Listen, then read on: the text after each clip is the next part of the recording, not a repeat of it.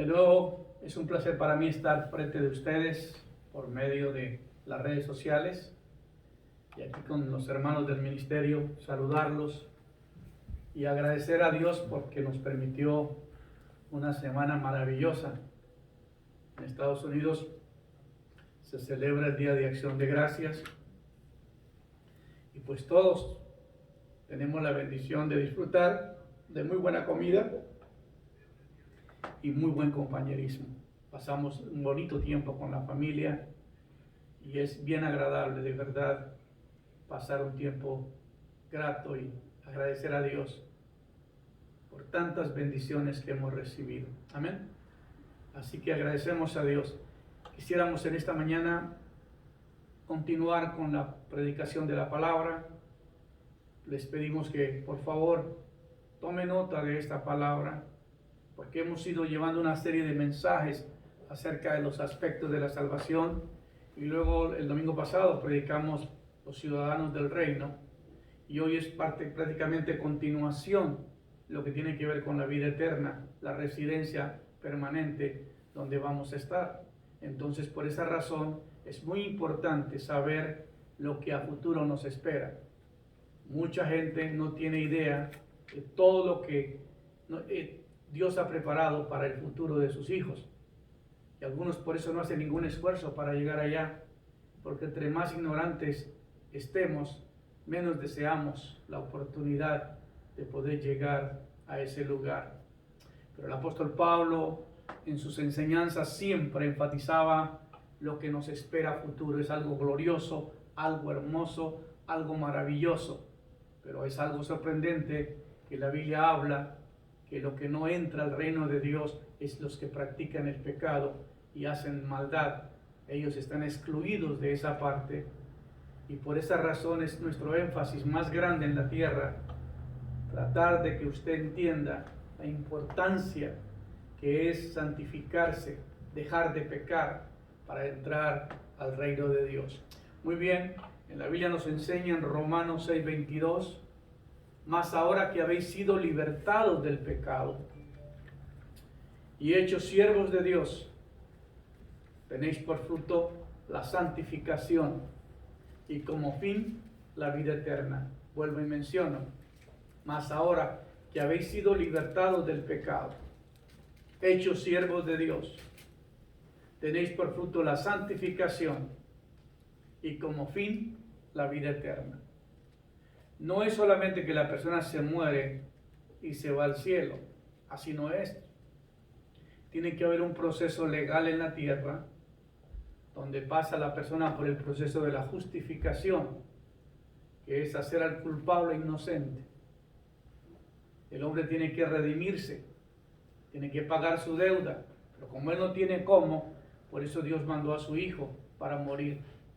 Entonces él tiene que pedirle al Señor Jesucristo que sea su Salvador, que sea su libertador, que sea su abogado y que le entrega tu causa para defenderte ante la Corte Suprema de Dios. Pues una vez que tú eres justificado, entra un aspecto de regeneración. Y la regeneración tiene que ver con la liberación del pecado, la sanidad del alma, el nuevo nacimiento y la renovación de la mente. Esto es un proceso que la persona tiene que pasar para ser una nueva criatura y para entrar al reino de Dios. Entonces viene otro paso después de la regeneración, que es la santificación. Es el apartarse, el separarse para servir a Dios. Y en cuarto lugar, hablamos de la adopción, que es cuando ya pasas por todo el proceso y ya tu nombre queda escrito en el libro de la vida, registrado en el libro del Cordero, y tú tienes los derechos legales de un hijo. Es interesante que esta madrugada me atacó un dolor de garganta muy fuerte, y yo dije, Señor, yo no me puedo enfermar, yo tengo que predicar, yo tengo la necesidad de ir, porque hay gente que está esperando que yo llegue a ellos a través de esta palabra, y no necesito este dolor de garganta. Y me trajo a la memoria el Señor que nosotros no usamos el poder que tenemos. Me dijo, ustedes les he entregado todo, son mis hijos. Un hijo mío tiene todos los derechos de clamar por lo suyo. Si el Hijo nos libertare, seréis verdaderamente libres. Entonces, ¿por qué tengo que estar enfermo? Y lo peleé, y esta mañana me dormí un rato más, amanecí muy bien, ya el dolor desapareció. El enemigo nos trata de engañar y traer enfermedades, muchas veces enfermedades falsas, para hacernos creer que estamos mal.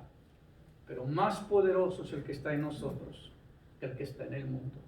Satanás está limitado contra los hijos de Dios. Si tú eres hijo de Dios, tienes todos los derechos de clamar por sus derechos. Yo soy hijo de Dios, solamente voy de paso por la tierra, mi ciudadanía está en los cielos, y por esta razón voy a pelear todos los derechos que tengo en la tierra antes de llegar a ese lugar. Porque el vencedor, los que vencieren, heredarán todas las cosas. Yo seré su Dios, y ellos serán mis hijos, dice la palabra de Dios. Entonces tiene que haber en nosotros la determinación de pelear por conquistar el reino de Dios, conquistar el reino de Dios para poder entrar a tener la autoridad que necesitamos. Satanás, una vez que nos mira que tenemos autoridad, se retira. Dice la Biblia, resistir al diablo y huirá de vosotros. Entonces tenemos que resistirlo con la fe, con la palabra, creyendo lo que la Biblia nos dice, creyendo lo que el Señor hizo por nosotros. Entonces entendamos que hay un proceso en la salvación que tiene que ver con la liberación del pecado. Si una persona no es liberada del pecado, no puede entrar al reino de Dios. Entonces, como dice el primer paso, más ahora que habéis sido libertados del pecado. El apóstol Pablo hablaba de que toda persona tiene que ser libre del pecado. Si tú estás obligado a pecar y no puedes superarse, está controlando un poder de las tinieblas en tu vida que tienes que sacarlo y eliminarlo. Y quien puede hacerlo es usted. Podemos ayudarlo, pero usted necesita tomar la determinación. Porque la palabra dice, más ahora que habéis sido libertados del pecado. Entonces, la pregunta que viene y la pregunta que nace es, ¿cómo nace el pecado? ¿Cómo es que se originó el pecado? Porque oímos pecar, pecar, pecar, pero no sabemos el origen de dónde viene el pecado. ¿Por qué causa entró el pecado a la humanidad? ¿Qué es pecar? Pecar es ir contra lo establecido por las leyes supremas. Tú puedes pecar violando la ley de tránsito. Tú puedes pecar violando la autoridad de tus padres. Entonces hay diferentes maneras de pecar, pero lo que es más fuerte es ir en contra de la autoridad suprema que es Dios. Dios es la autoridad infinita y nosotros no podemos ir en contra de su autoridad. Por eso al reino de Dios no puede entrar una persona que peca, porque va a contaminar a los demás y por eso ahí no hay derecho. Por eso tiene que haber una liberación completa del pecado para que esa persona entre en un proceso de santificación y luego de servicio a Dios y por fin la vida eterna. En Ezequiel 28:15 nos está hablando acerca de cómo nace el pecado. Dice, perfecto eras en todos tus caminos hasta que se halló en ti la iniquidad. Esta fue la causa de la iniquidad. Cuando leemos en el libro de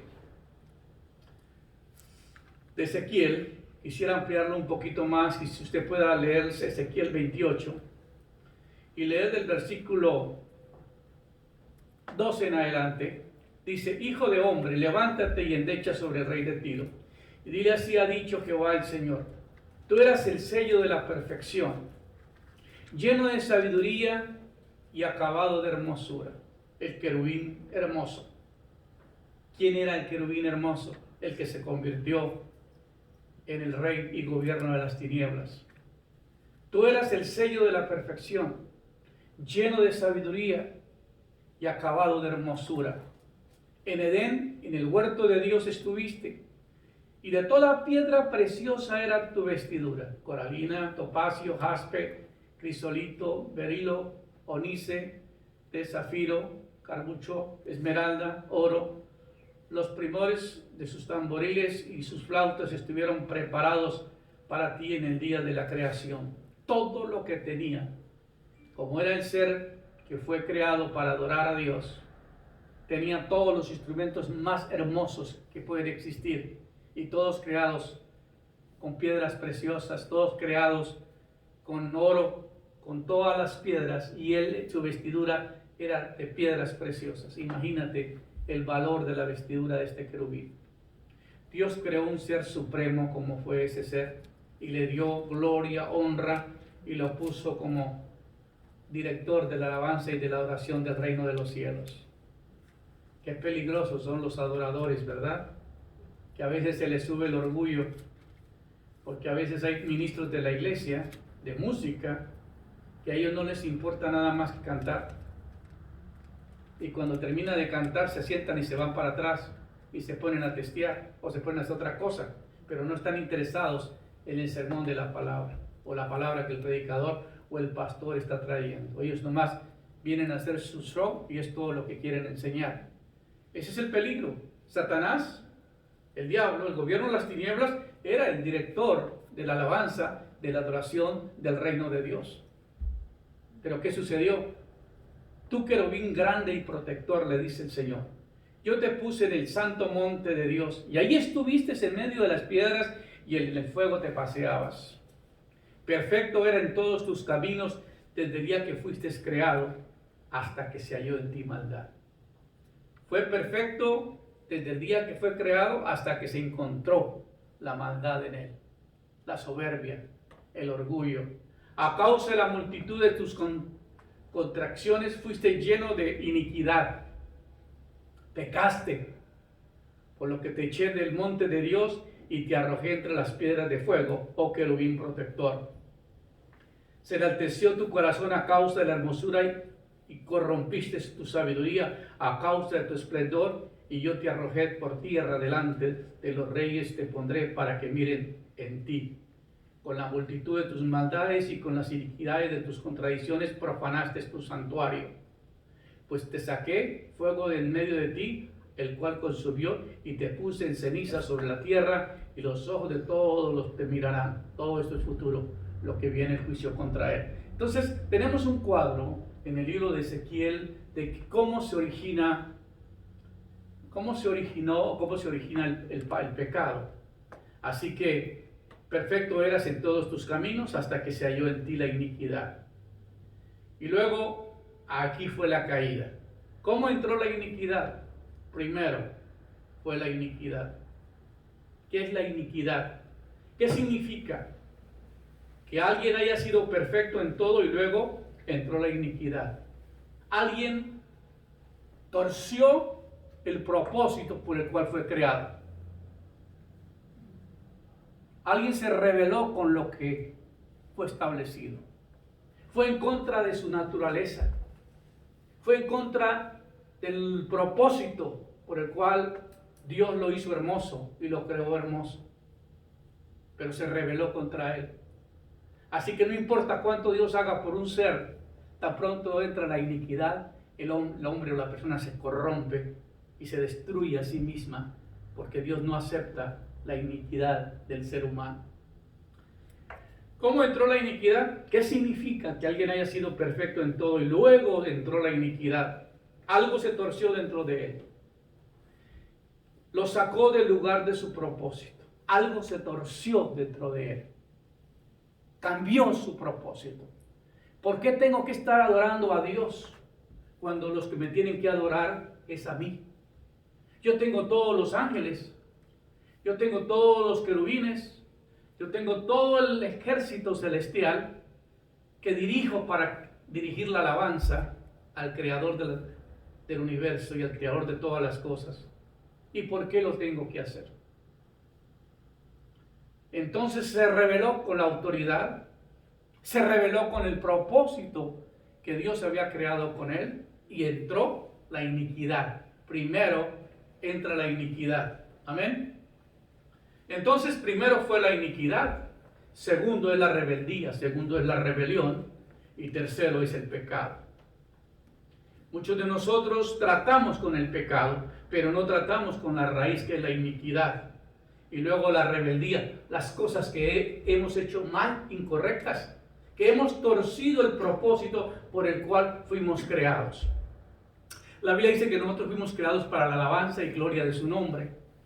Si tú no logras ese propósito en la vida, si no adoras a Dios, si no pronuncias alabanza a Dios y vives en contra de lo que es establecido por Dios, eso es iniquidad. Hay iniquidad en tu vida, hay iniquidad en tu corazón. Qué terrible es esto, tremendo. En Éxodo 34:6 dice: pasando Jehová por delante de él, proclamó: Jehová, Jehová, fuerte, misericordioso y piadoso, tardo para la ira y grande en misericordia y verdad, que guarda misericordia a millares y perdona la iniquidad, la rebelión y el pecado. Tres cosas aquí está mencionando en Éxodo 34:6. Primero fue la iniquidad, segundo fue la rebelión y tercero fue el pecado. Entonces la iniquidad entra cuando yo no entiendo para qué fui creado, o cuando yo quiero cambiar el propósito por el cual fui creado. Dice que fue perfecto hasta que entró la iniquidad. Qué terrible. Nosotros ya venimos con esa iniquidad cargándola desde Adán y Eva. Y no hemos entendido cómo destruir, cómo sacar esa iniquidad dentro de nosotros. Entonces, que guarda misericordia a millares, que perdona la iniquidad, la rebelión y el pecado, y que de ningún modo tendrá que por inocente al malvado, que visita la iniquidad de los padres sobre los hijos y sobre los hijos de los hijos hasta tercera y cuarta generación. La iniquidad es la que viene destruyendo la humanidad.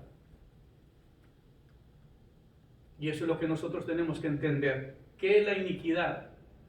En el Antiguo Testamento se traducía así mismo el término en hebrón, awon, A-W-N-O-N, que señala el pecado con énfasis de una depravación o perversión. Es una depravación, es una perversión la iniquidad. También desde el punto de vista de su carácter de injusticia grande, causa de especial culpabilidad frente a Dios. Es la causante de la culpabilidad delante de Dios, la iniquidad.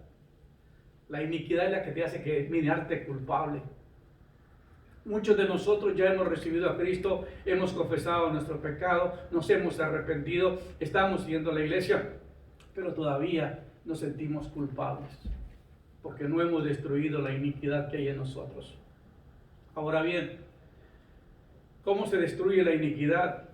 ¿Qué debemos que hacer? Dios aborrece a todos los que hacen iniquidad, dice la Biblia en el Salmo 5:5, pero guarda misericordia a millares, perdona la iniquidad y la rebelión y el pecado a aquellos que lo confiesan. Y como dice Éxodo 34:7-9, tanto la acción de pecar es el resultado de la culpabilidad, y de ella resulta en sí la transgresión, la iniquidad. Así que habla de hacer iniquidad, Salmos 14:4, 53:4, Isaías 29:20, Romanos 4:7. Bienaventurados aquellos cuyas iniquidades son perdonadas y cuyos pecados son cubiertos. Entonces se tiene que tratar con la iniquidad como algo más grave, porque eso es una rebeldía totalmente, ir en contra de lo establecido por Dios. Esa es la iniquidad. ¿Cómo nos podemos liberar de la iniquidad? En Levíticos 16:21, que bueno fuera que usted leyera esos versículos, todo el capítulo de Levíticos. La iniquidad se confesaba sobre un macho cabrío, un animal, se lo traían al sacerdote en la iglesia, en el templo de Salomón o en el templo en Jerusalén, y ese animal no se sacrificaba, ese animal se traía y a ese animal se le ponía las manos, el sacerdote ponía las manos sobre la cabeza de ese animal y confesaba el pecado, la iniquidad a ese animal. Veamos lo que dice: la iniquidad se confesaba sobre un macho cabrío, poniéndole las manos del sacerdote sobre la cabeza de aquel animal y lo enviaba al desierto. Por medio de la confesión de las iniquidades era liberado el pueblo, y la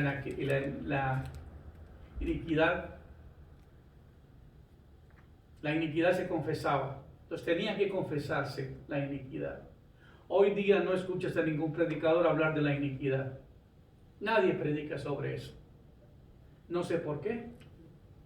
Porque era tan importante que no se podía nomás perdonar a sí mismo. La iniquidad es algo que tenía que echar al animalito y llevar la culpa e irse al desierto. Yo pienso que ya se moría o ya le pasaba algo al animal porque no podía cargar con la iniquidad de todos los seres humanos. Pero algo le sucedía al animal después de que salía de ahí del templo con la iniquidad del pueblo. Ahora, qué interesante es entender esto. Entonces se le tenía que confesar la iniquidad y ese animal cargaba con la iniquidad. Otra vez Dios hace una diferencia entre la iniquidad y la rebelión y el pecado.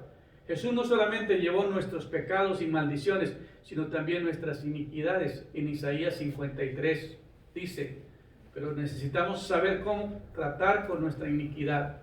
¿Cómo lo saco de mi vida? ¿Cómo la identifico en mi vida? ¿Y qué frutos te he dado? De lo contrario, no vamos a poder sacarla. Satanás nunca se arrepintió de lo que había hecho. El diablo, el gobierno de las tinieblas, nunca reconoció que había ido en contra de lo establecido. Por eso se pervirtió, por eso se depravó. Entró algún ser que se depravó, se corrompió dentro de sí y ya su naturaleza fue totalmente cambiada porque entró la iniquidad. La iniquidad entra y es el patrón que mueve a hacer las demás cosas, porque es en sí la raíz que nos lleva a cometer lo que hacemos en la vida.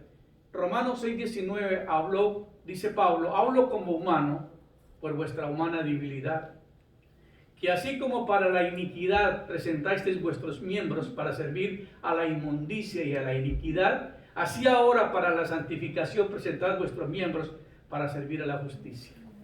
Pablo reconocía y sabía qué era la iniquidad. Entonces por eso él dice, hablo como humano por vuestra humana debilidad, que así como para la iniquidad presentasteis vuestros miembros para servir a la inmundicia y a la iniquidad, así ahora para la santificación presentad vuestros miembros para servir a la justicia. Entonces, esto es lo que nosotros tenemos que saber. Primero, tenemos que ser liberados del pecado. ¿Cómo nace el pecado? Nace por un ser que se depravó y él arrastró con toda la raza humana. Tiene que descubrir dentro de ti para qué fui creado. Estoy cumpliendo el propósito por el cual Dios me creó, o estoy distorsionando el propósito de Dios. Si tú no estás adorando a Dios, si tú no eres creado para adorar y para alabar, o fuiste creado para la alabanza y la adoración y no lo estás haciendo, ¿cómo cree que va a llegar al reino de Dios? Al reino de Dios van a llegar los que les encanta adorar a Dios. Los que saben que ese ser merece toda la honra, toda la gloria, toda la alabanza por los siglos de los siglos. Y no me canso. Señor, le digo, Señor, no me alcanza esta vida ni la otra para agradecerte por todo lo que has hecho por mí. Dios ha sido tan generoso, tan poderoso con mi vida, con nuestra familia y con todos nosotros. Todas las oraciones contestadas, es impresionante. Orando por mis hijos, que Dios les dé un futuro con futuras compañeros. Dios ha estado contestando las oraciones, que era una de mis preocupaciones. Pero en todo el Señor ha podido mostrar su misericordia. ¿Quién no va a amar? ¿Quién no va a adorar? ¿Quién no le va a servir a un ser como Él? Que es digno de toda adoración, que te ha cambiado la vida. Entonces, la liberación del pecado tiene que ver primero con romper la iniquidad. Segundo, con deshacerse de la rebeldía. Tenemos un patrón de rebeldía, instinto.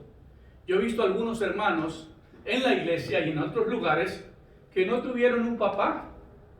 Papá no desarrolló en ellos el carácter de él, no transmitió esos genes que le da seguridad, que le da protección, que le da valor a la vida, y los jóvenes se distorsionan y traen un patrón de rebeldía. No se someten a la ley, no obedecen a nadie, son independientes, hacen su propia voluntad y viven una vida completamente alrededor de ellos mismos, sin conocer el error tan grande que ha habido. Entonces, hay iniquidad y hay rebelión. Y luego esa rebeldía te lleva a pecar, a ir en contra de lo establecido. Pecar es errar al blanco, ir en contra de lo establecido por Dios. Si Dios te creó para la alabanza y la adoración y no lo estás haciendo, entonces está distorsionando el propósito por el cual fuiste creado. Déjame decirte que yo no te voy a tolerar. Yo voy a ser franco contigo. Yo prefiero que tú me odies aquí y me digas, ese predicador no me gusta porque me dice la verdad. Pero un día quizás llegue al reino de Dios y va a ser el primero que vas a salir a recibirme y decir, hey, gracias por cómo fuiste y cómo predicaste la palabra, porque me hizo reaccionar. Aunque me hizo enojar, me hizo reaccionar y hubo cambio en mi vida. Porque si no arreglas tu problema de arrancar la iniquidad, de confesar la iniquidad, Señor, yo heredé un patrón del reino de las tinieblas y tengo por naturaleza la iniquidad que tiene que ser arrancada de mí. Esto me ha llevado a rebelarme con la autoridad y por esa razón te pido perdón, confesar la iniquidad, confesar la rebelión y luego los pecados. Ya el pecado es la acción cometida. Tú puedes pensar por la iniquidad y por la rebeldía de hacer algo, de hacerle un mal a alguien. Pero cuando consuma el hecho y lo hace, ya eso es pecado. ¿Me estoy explicando? Entonces, una vez que el crimen es cometido, aquí es donde comienza el pecado. Entonces, yo tengo que pedir perdón. Yo tengo que pedir perdón por el daño causado a seres humanos. Es muy fácil decirle a Dios, perdóname por lo que yo hice. Pero es más difícil ir con la persona y confesarle el daño que le causé.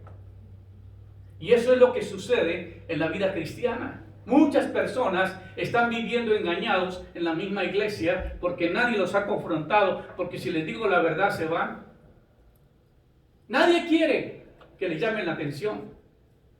Tenemos que estar apapachando hermanitos todos los días para que se sientan bien todo el tiempo. Ay, qué bien se ve, hermanita. Ay, qué lindo está. Oh, qué bonito. Ah, no, no te preocupes, hermano. Todo está bien. Eso no es verdad. ¿Eres hijo de Dios? ¿Estás logrando el propósito por el cual fuiste creado? ¿O ha habido un patrón de iniquidad que no ha sido confesado? ¿Ha ido en contra de la autoridad? ¿Se ha rebelado contra Dios? Si tú no vives conforme a la voluntad de Dios, está en contra de la voluntad de Dios. Eso es rebeldía. Si tú no haces lo que Dios te pide que hagas y va en contra de lo establecido por Dios, eso es rebelión. Entonces, ¿ya entendió la diferencia? Lo que es la iniquidad, lo que es la rebeldía y lo que es el pecado. El pecado es la acción, lo que te lleva a hacerle daño a alguien o a hacerse daño a tú mismo. Ese es el pecado, ese es el que tienes que confesárselo a la persona. Pero la iniquidad tienes que arrancarla de tu corazón tú mismo. Decirle, Señor, yo no estoy logrando el propósito, el objetivo por el cual fui creado. Y necesito sacarle aquello que me está obligando a hacer la independencia, mi propia persona. La iniquidad es la que te hace independiente. Satanás es un ser depravado, corrupto, no acepta alianza, no acepta dirección. Él solamente lo que él cree, lo que él quiere hacer y no acepta nada, absolutamente nada. Él es el que gobierna, es el que manda, es el que dirige, es el que es el dueño del circo.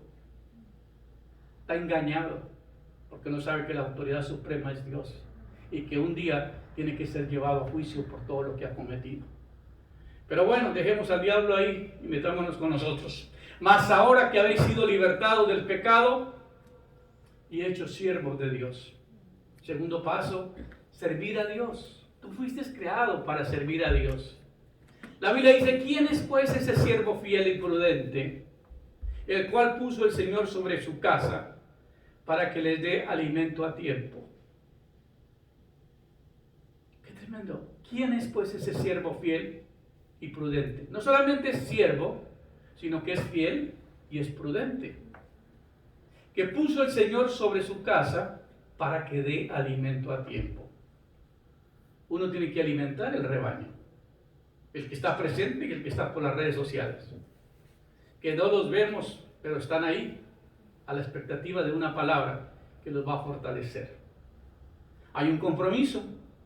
Yo tengo que estar orando, pidiéndole al Señor revelación por la palabra que viene para ese domingo. Porque sobre mí cae la responsabilidad de predicar la palabra. Ay de mí, dice el apóstol Pablo, si no predico el evangelio. Ay de mí, si no predico la verdad. Entonces, ¿quién es pues ese siervo fiel y prudente, el cual puso el Señor sobre su casa para que dé alimento a tiempo? Bienaventurado aquel siervo que cuando su Señor venga lo haya haciendo así. Qué lindo cuando entendemos que la vida es una oportunidad que Dios nos dio para servirle a Él. Que vinimos de paso, somos ciudadanos del reino y que ahora estamos interesados en servirle a Él. Yo tengo compromisos, tengo negocios, tengo cosas que hacer, pero si llega alguien necesitado, que necesita liberación, que necesita sanidad, que necesita ayuda, tengo que poner mi agenda a un lado y atender a la persona. Yo pudiera decir, no, soy una persona muy ocupada y no tengo tiempo para dedicarle a usted. Pero eso no estaría cumpliendo el propósito por el cual fui llamado por Dios. Por eso dice, bienaventurado aquel siervo, el cual cuando su Señor venga, lo haya haciendo así. Qué lindo que cuando el patrón viene y lo encuentra a uno trabajando, te pone la mano en el hombro y dice, oye, qué bien, me alegra mucho. Pero cuando venga, lo haya texteando, sentado. Porque hay gente que los invita a uno a trabajar y ya están tan metidos en el teléfono que cualquier descuidito ya están contestando. Y yo creo que debería de todos los trabajos tener una póliza. Perdóname, en tu trabajo no vas a poder usar tu teléfono. A menos que trabajes con las líneas telefónicas, ¿no? Que tenga que estar en la línea. ¿Por qué? Porque los seres humanos tenemos esa tendencia de no hacer las cosas. Pero bienaventurado aquel que cuando su Señor venga, lo haya haciendo estas cosas. Es cierto, os digo que recibirá su recompensa. Entonces, el llamado de Dios a nosotros es a servir. Dios nos comienza como esclavos. Oye bien esto. Recuerda que primero somos esclavos del pecado. La droga, el alcohol, todo lo que vivimos, somos atrapados. Y estamos esclavizados, que controla nuestra voluntad, controla nuestros sentimientos, controla todas las áreas de nuestras vidas, estos hábitos destructivos. Pero tan pronto nos liberamos de ello, dice la Biblia, más ahora que habéis sido libertados del pecado y hechos siervos de Dios. Entonces hay una liberación y ya no somos esclavos, nos está librando de la esclavitud que teníamos.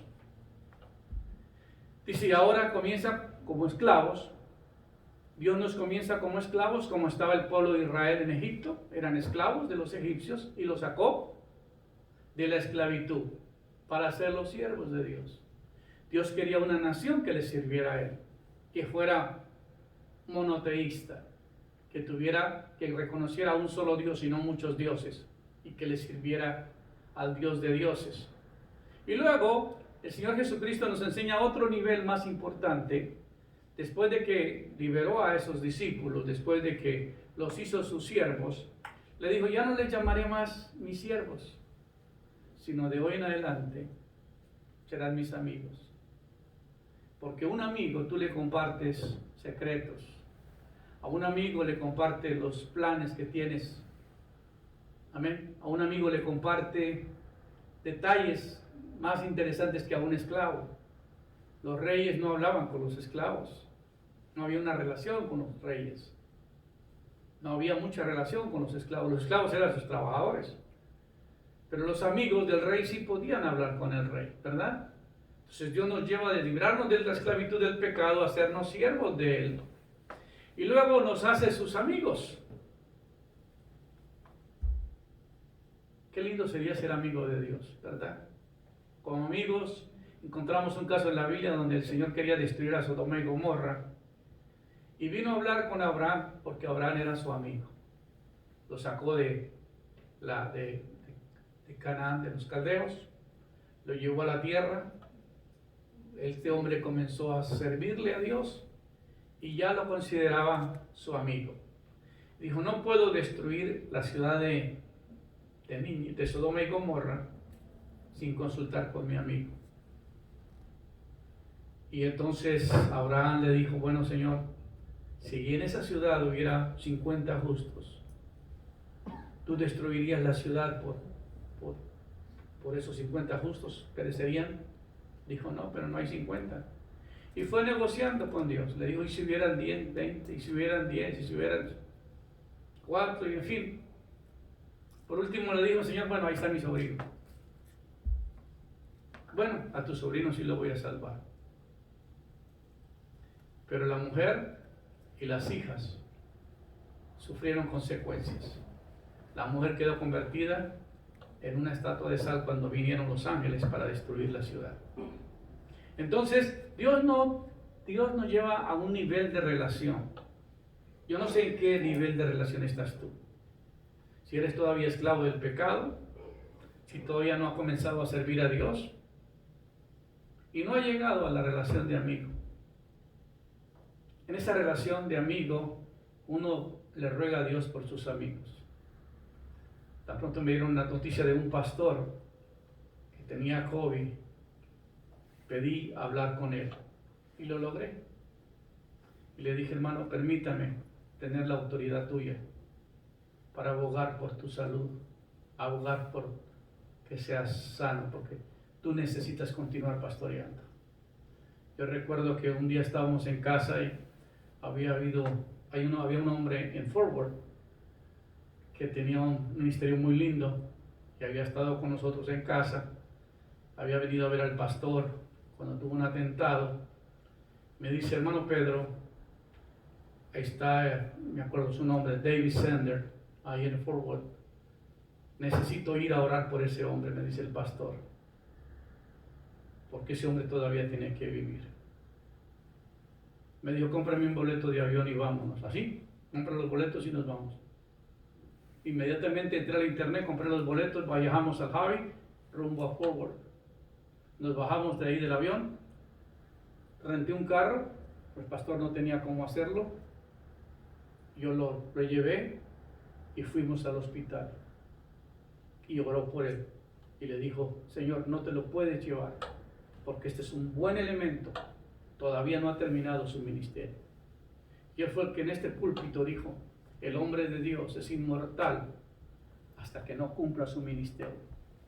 Por eso cuando tienes una relación de amigo con la relación con Dios, lo que pides te lo concede el Señor. Uno aboga por sus amigos, ¿sí o no? La mamá aboga por el hijo aboga por sus hermanos, y todos nosotros abogamos de alguna manera para que las cosas se puedan lograr. Entonces, en ese nivel de relación se logran muchas cosas. Ya no lo llamaré más de mis discípulos. Ustedes serán mis amigos. Pero luego llega otro nivel de relación. Ya no eres esclavo, ya no eres siervo, ya no eres amigo, ya eres hijo. Y en relación con el hijo no se le limita absolutamente nada. ¿Me estoy explicando? Los hijos tienen acceso a todo lo que los papás tienen. Yo tengo un negocio donde hay joyas, se venden joyas. Mi hijo no me pide permiso para ir a la joyería. Cuando él tiene que entrar, toma la llave, va y abre y entra. Ahora, su oficina está ahí junto con la mía. ¿Por qué? Porque el hijo se siente con todos los derechos. Aquí en este nivel es donde tú logras todo lo que quieres en relación con Dios. Porque a un hijo no se le niega absolutamente nada. Y mi pregunta es, ¿qué tipo de relación tú tienes con Dios? ¿Todavía eres un esclavo? ¿Todavía eres un siervo? ¿O ya eres un siervo? ¿Está llegando a una relación de amigo? ¿O ya eres hijo?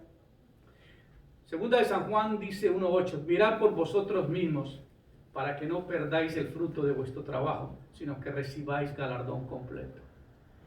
Cuando en una relación de amigo, tú logras muchas cosas, pero una relación de hijo las logra todas. Dice en aquel día, yo seré tu Dios, tú serás mi hijo, y tú heredarás todas las cosas, todas las cosas que tiene tu Padre serán tuyas. ¡Qué bendición! Como Dios nos saca de la esclavitud. Mateo 10:24 dice, el discípulo no es más que su maestro, ni el siervo más que su señor. Mateo 20:27, el que quiera ser el primero entre vosotros será vuestro siervo. Mateo 20:46, bienaventurado aquel siervo que cuando el Señor venga lo haya haciendo así. De cierto os digo que sobre todos sus bienes te pondrá. Porque se ocupó por las cosas de él en la tierra, ¿cómo no le va a confiar las celestiales? Si aquí donde está lo más grueso, lo más difícil, has podido sobrevivir, hey, allá no va a haber tinieblas, no va a haber oscuridad, así que el Señor te va a entregar las cosas para que tú las administres. Siempre ha querido Dios hacer cosas para que el hombre las maneje, las supervise. Entonces creará un reino. El tercer paso y es la santificación, que ya lo hemos hablado en los aspectos de la salvación. Romanos 6:22 dice, más ahora que habéis sido libertados del pecado y hechos siervos de Dios, tenéis por vuestro fruto la santificación y como fin la vida eterna. La santificación es el término hebreo kedos, equivalente a santo, señala la perfección de Dios, a su majestad, a su justicia y en oposición al pecado. Es algo sobrenatural lo que es la santificación. Señala la perfección de Dios y su majestad. Eso es la santificación. Sabe que Dios es un ser perfecto y que no tolera excusas y no tolera la iniquidad, no tolera la rebeldía, ni tolera el pecado. Y por eso tienes que vivir al estándar divino, sabiendo que Él es santo y que tiene que estar en perfección con Él, sabiendo que Él es la majestad y su justicia en oposición a todo lo que es el pecado. Es una de las características aplicables a todo lo que se puede decir de Dios. Él es santo, como dice Salmo 99:3, Isaías. La referencia es la naturaleza intrínseca de Dios. Después de su carácter, de su naturaleza perfecta, majestuosa, apartada de todo mal, surge el carácter ético de su santidad. Él es santo porque Él es justo.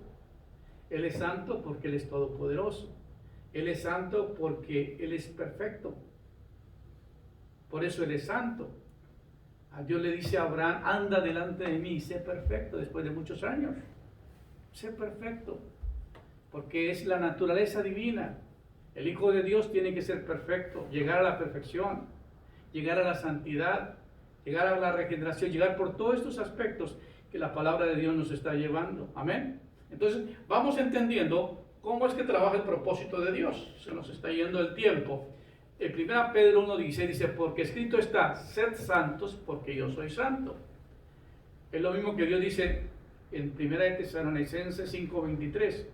Y el mismo Dios de paz que santifica por completo todo vuestro ser, espíritu, alma y cuerpo, sean guardados irreprensibles para la venida de nuestro Señor Jesucristo. Entonces llega el otro aspecto que tiene que ver con la santificación. Después de la santificación viene la vida eterna. Mas ahora que habéis sido libertados del pecado, hechos siervos de Dios, tenéis por fruto la santificación y como fin la vida eterna. La vida eterna, la Biblia lo ofrece. La Biblia no ofrece una definición de la vida eterna. La primera sugerencia es el término que nos relaciona con la inmortalidad. Vida eterna quiere decir que vamos a tener inmortalidad, que no va a haber muerte. Dios es el único que tiene inmortalidad. Dios es el único ser que tiene inmortalidad. Primera Tito 6:16 dice, el único que tiene inmortalidad y que habita en la luz inaccesible y que ninguno de los hombres ha visto ni puede ver, el cual sea la honra y el imperio por los siglos. Amén. De manera que solo podemos concebir la vida eterna en función de los conceptos conocidos en el tiempo. Una vida que no cesa, una vida que no se termina, una vida que no se prolonga, que es indefinitivamente sería la vida eterna para nuestro limitado entendimiento. Es cierto que Dios no está sujeto a tiempo ni espacio, por lo cual se llama el eterno Dios. Pero en realidad la vida eterna es más que una sucesión infinita de tiempo, pues tiene un aspecto cualificativo importantísimo en la vida de Dios. Vivir en el tiempo de Dios, vivir en la vida de Dios. Todos nosotros entendemos, mas ahora que fuimos libertados del pecado, que estamos sirviendo a Dios, nos estamos santificando, porque nuestro siguiente paso es llegar a la vida eterna. 4 pasos para la vida eterna. Amén. Llegamos a tener vida y vida para siempre. Y entonces, en este nivel, llegamos a ser hijos. Y si son hijos, son herederos. Y si somos herederos, heredamos todas las promesas de nuestro Padre Dios. Dios no puede hacer más por nosotros. Ya lo hizo todo. Te da una oportunidad grandísima en esta vida de corregir tus errores, de sacar la iniquidad, de corregir la rebeldía y de perdonar, pedir perdón por su pecado y entrar en el tiempo de santificación para poder entrar al reino de Dios. Amigos, hermanos que me escuchan, espero que esta palabra haya llegado a tu mente, a tu espíritu y a tu corazón y la puedas vivir, la puedas aplicar a su andar diario. Yo espero verlo en el reino de Dios. Que el Señor continúe bendiciendo su vida.